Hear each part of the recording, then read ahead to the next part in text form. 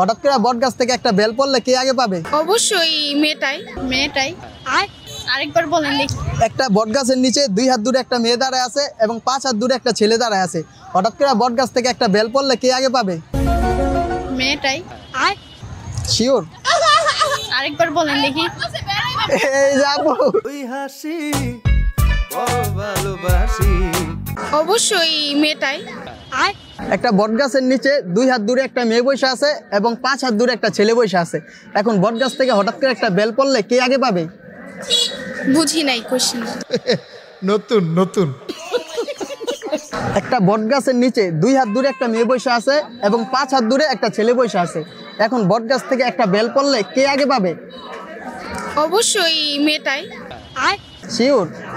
আচ্ছা, তো আমার কোশ্চেন হইতাছে বট গাছের মধ্যে বেল কবে থেকে ধরে? একটা বোবা লোকের যদি পানির প্রয়োজন হয় সে কিভাবে দেখাবে? সেই ইশারা দেখাবে। কিভাবে?